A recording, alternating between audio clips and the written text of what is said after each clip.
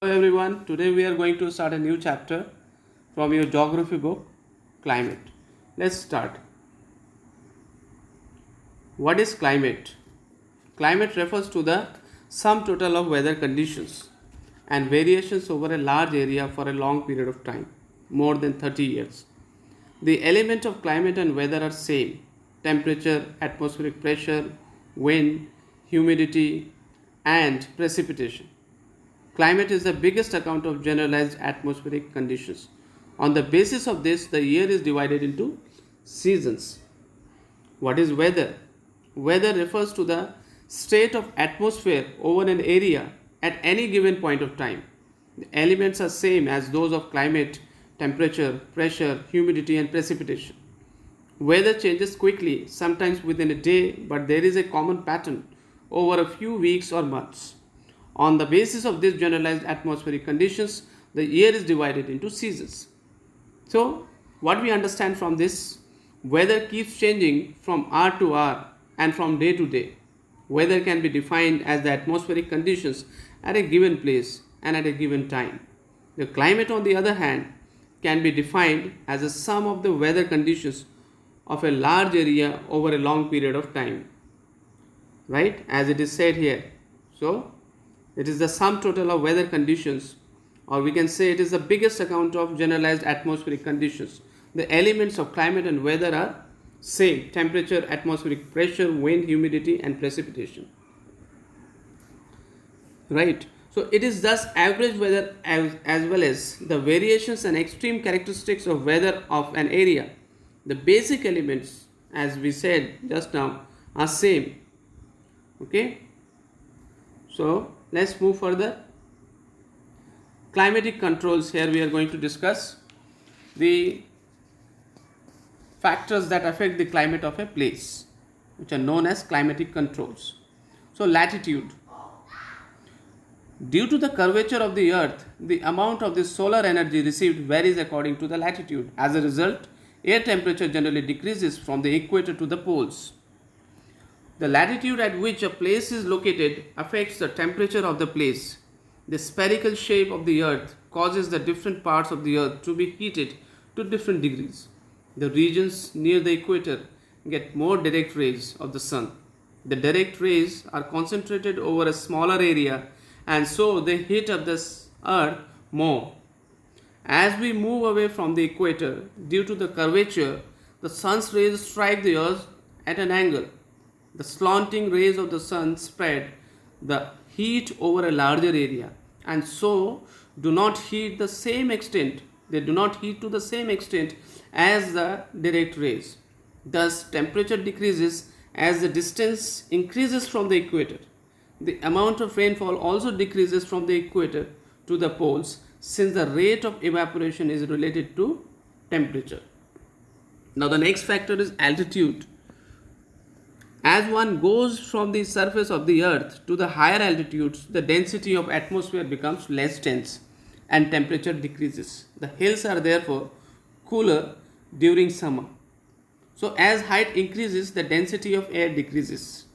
Thus, with an increase in height above the surface of the earth, the temperature decreases. Here is an example. Amritsar and Shimla are approximately situated at the same latitude, but Shimla is much more cooler in summer as compared to Amritsar, and this is because of the altitudinal differences, right. And let's move to the other climatic controls, the pressure and wind systems. It basically depends on the latitudes and altitudes of a place, thus it influences the temperature and rainfall pattern. The pressure and wind system of any region depends on the latitude and altitude of the place. Okay. Next is distance from the sea, that is called continentality. The sea exerts a moderating influence on the climate. As the distance from the sea increases, its moderating influence decreases, and the people experience extreme weather conditions. See, we have to understand the fact that land heats up and also cools down faster than water. Because of this, land is warmer than the ocean in the summer, and cooler than the oceans in winter. The oceans have a moderating influence on the temperature of coastal places. Therefore, Places near the sea are cool in summer and warm in winter. Interior of the continents are hot in summer and cold in winter. So as we go near a coastal place, we experience the moderating influence of the large water bodies around it, right? And it has a cooling effect during the summer time. And during the winter time, what happens? It has a warming effect. The large water bodies which moderates the climate of the coastal areas during the winter.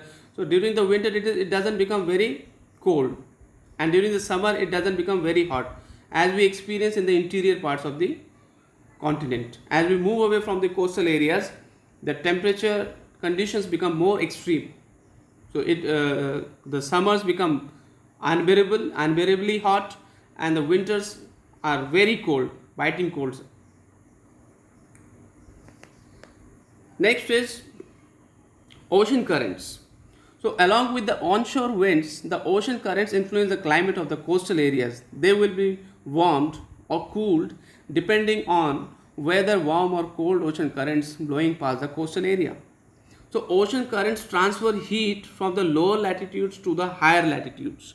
The temperature of the coastal areas is affected by the ocean currents that wash it. A cold current will have a cooling effect, whereas a warm current will have a warming effect.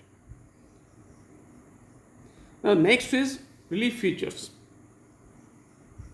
High mountains act as a barrier to cold or hot winds. They may cause precipitation if they lie across the path of rain-bearing winds. The leeward side, which is facing the land, of the leeward side of a mountain remains relatively dry. That falls in the rain shadow zone. So mountains act as barriers to the movement of the wind, hence affect both temperature and rainfall depending on the direction of mountain range. They can protect from the cold winds and thus keep temperatures warmer. For example, Kolkata in India and Canton in China both lie on the coast and on the same latitude, but Canton is much colder than Kolkata in winter. As already discussed, mountain ranges also bring about contrast in rain, with the windward side receiving heavier rainfall than the leeward side. On the windward side, the rainfall increases with height as the temperature cools and more condensation occurs. This is true up to heights below ordinary cloud level, right? So this is it in this presentation. We'll discuss the remaining part in the next presentation. Thank you so much.